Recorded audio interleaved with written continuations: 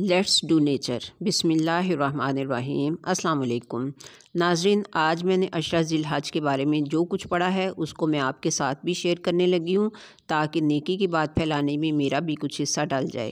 تو ویڈیو کو اینڈ تک دیکھیے گا اور ویڈیو کو زیادہ سے زیادہ شیئر کر کے آپ بھی اس نیکی میں اپنا حصہ ڈال لیجئے۔ لائک اور سبسکرائب کرنے میں آپ کی مرضی ہے۔ تو آتے ہیں اپنے ٹاپک کی طرف کہ عشرہ ذی الحج افضل ہے یا عشرہ رمضان۔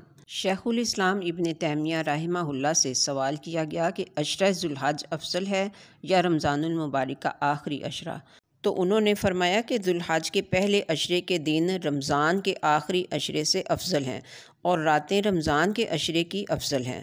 ناظرین، ہم سب رمضان المبارک میں عبادات کا خاص اہتمام کرتے ہیں اور عید الفطر بھی مناتے ہیں، مگر ذی الحج کے پہلے 10 افضل ترین دنوں کا ہمیں علم ہی نہیں۔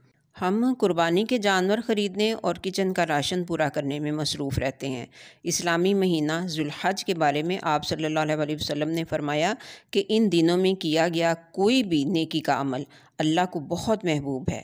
لیکن کیوں محبوب ہے یہ بھی جان لیتے ہیں کہ ذی الحج سال کا وہ واحد مہینہ ہے جس میں تمام بڑی بڑی عبادات ایک ساتھ جمع ہو جاتی ہیں۔ اس ایک مہینے میں قربانی، حج، نماز، روزہ، صدقہ سب ایک ساتھ جمع ہو جاتا ہے اور یہ تمام ہی اسلام کی بنیادیں ہیں۔ اب سوال یہ ہے کہ کیا رمضان کا مہینہ افضل نہیں ہے؟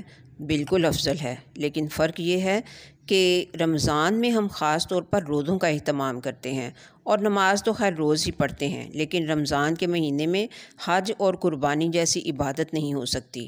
اس لیے علماء کرام نے ہماری آسانی کے لیے اس بات کو اس طرح سے سمجھایا ہے کہ رات کے اعتبار سے سال کی افضل ترین راتیں رمضان کی آخری عشرہ کی راتیں ہیں اور دن کے اعتبار سے ذی الحج کے پہلے 10 دن سال کے افضل ترین دن ہیں۔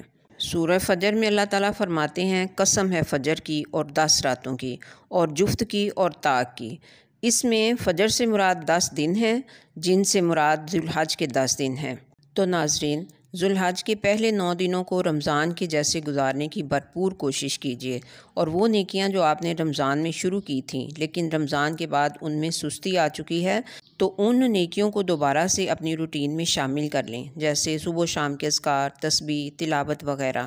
یہ قیمتی ترین دن ہیں، اس لیے وقت بالکل ضائع نہ کریں۔ گھر کے کاموں میں مشغول رہتے ہوئے بھی اپنی زبان کو تسبیحات میں مشغول رکھیں۔ قرآن سے اپنا تعلق مضبوط کر لیں، کم از کم ایک بار تو قرآن مجید کو ضرور ہی ختم کریں۔ چلتے پھرتے اٹھتے بیٹھتے ان طرح کے کلمات کا ورد بہت زیادہ کریں۔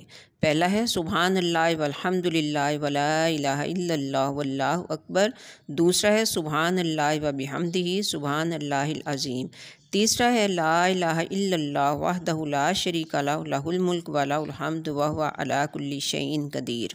تو ناظرین، امید کرتی ہوں کہ آپ ان مقدس 10 دنوں کو بھرپور طریقے سے گزاریں گے عبادات میں مصروف رہتے ہوئے۔